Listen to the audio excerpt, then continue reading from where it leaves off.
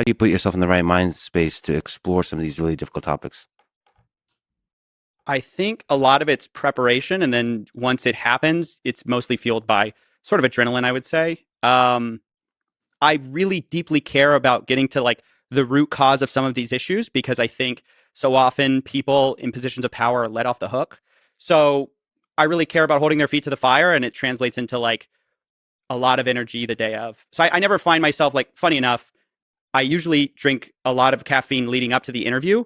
And then I try to drink like minimum the day of because I have so much adrenaline. I don't want to be like hyper stimulated. I have to say, of all the recent guests I've had, the energy you had when you walked into the door was I'm pretty excited. intense. Are people not excited to be here? I don't know. I Hey, think you're they're a scared. big deal, Lex. I think they're scared. I don't know if you I felt know. like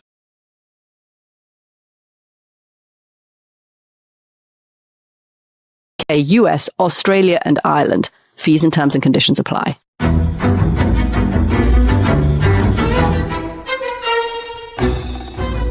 Welcome to The Rest is Politics US. I'm Katty Kay. And I'm Anthony Scaramucci. Okay, this has been a very busy weekend in American politics and a not particularly happy or inspiring one. And there is a lot for us to talk about. So we're going to try and cover as much of it as we can, which is the prospect of a government shutdown, the prospect of the president sending troops to Portland. We'll talk about that after the break. And also, very sadly, 2 shootings over the weekend, which I think are worth covering for us, even from a political point of view, because they get to a sense in the country, this emerging sense in the country of a lack of leadership and a kind of culture of blame and who is the victim and us and them. But first of all, Anthony, it was a very good weekend for golf.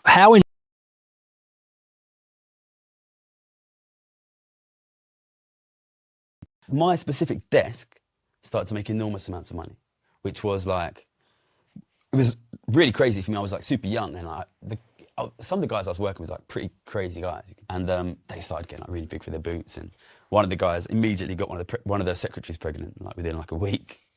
What it meant was the amount of money we were getting paid just for sitting in our seats went up a lot, which meant that you could afford to lose a lot of money without it appearing like you were losing a lot of money.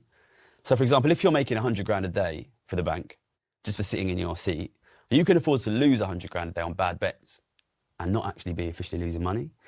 Obviously, I know now that there's like this massive stereotype that traders take cocaine. So I was expelled from school for selling £3 worth of cannabis when I was just turned 16. And I was like, that's it, no more drugs, I'm off drugs, no more drugs ever again. So I've never taken cocaine in my life. And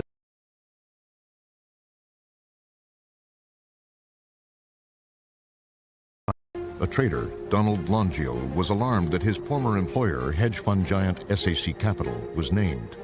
When Donald Longwheel read this article on a Friday night, he panicked because it became very clear to him that they were homing in on him and some of his colleagues. Longiel scrambled. He pulled apart several of his computer hard drives containing incriminating evidence and recounted what he did with the remains in a recorded conversation with his colleague, Noah Freeman. I put them into 4 separate little baggies, he told Freeman. And then I go on like a 20-block walk around the city and threw the in the back of like random garbage trucks. Both Don Longwheel and Noah Freeman had worked at SAC, and they both ended up pleading guilty after the government caught them on tape.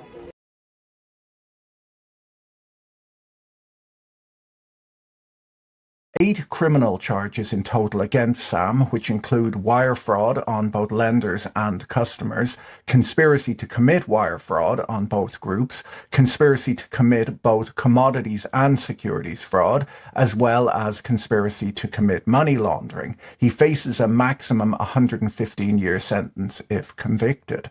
The Department of Justice indictment alleges that Sam also broke campaign finance laws by making contributions to candidates and committees that exceeded federal limits.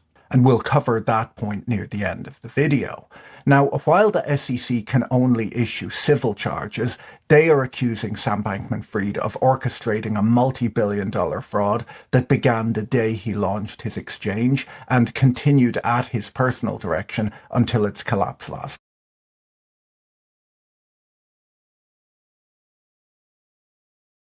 The world I was being brought into. The world within these walls was inconceivable. A horror house of sexual abuse and international sex trafficking. I was abused by people that I can't even mention here. There's a lot of scars hidden behind those walls.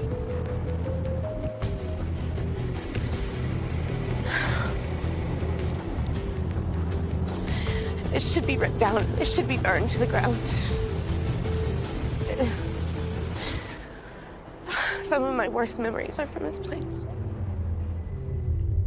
Do you solemnly swear the testimony you're about to give will be the truth, the whole truth, and nothing but the truth, so help you God? Yes, I do. Jeffrey Epstein led a privileged life. His extraordinary wealth on show around the world.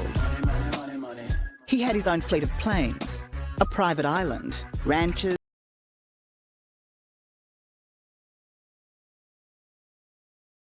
Space. It was a 3-stage rocket with the first 2 stages igniting, burning, and detaching, before lofting the remaining spacecraft into a stable parking orbit around the Earth. After a couple orbits, the 3rd stage ignited its own smaller rockets, boosting the spacecraft towards the moon. While in transit, the spacecraft separated into 2 components, a command and service module and a lunar module. That lunar module spun around and reconnected. It was a better configuration for the relatively easy transit through empty space after the rigors of launch. 3 days later, the spacecraft passed within 110 kilometers of the lunar surface.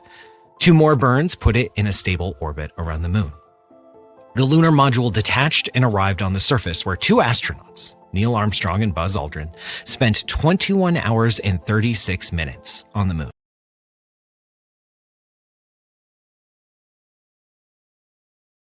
Talk about your new book also, of course, Raising Mentally Strong Kids. I'm a parent of 4 kids.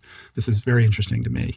But I think the 2 primary motivating things that made me most excited about sitting down with you today is, first, a little over a year ago, I was diagnosed with ADHD, which came as quite a surprise. Many questions for you about this. It was not something that I thought would be something I would be associated with.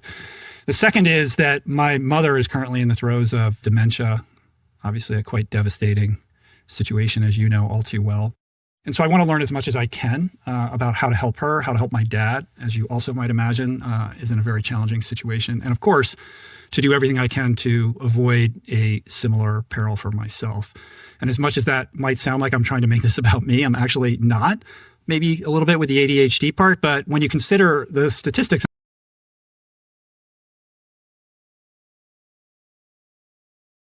East Side, a trader, Donald Longiel, was alarmed that his former employer, hedge fund giant SAC Capital, was named. When Donald Longwheel read this article on a Friday night, he panicked because it became very clear to him that they were homing in on him and some of his colleagues. Longiel scrambled. He pulled apart several of his computer hard drives containing incriminating evidence and recounted what he did with the remains in a recorded conversation with his colleague, Noah Freeman. I put them into 4 separate little baggies, he told Freeman. And then I go on like a 20-block walk around the city and threw the in the back of like random garbage trucks. Both Don Longwheel and Noah Freeman had worked at SAC, and they both ended up pleading guilty after the government caught them on tape.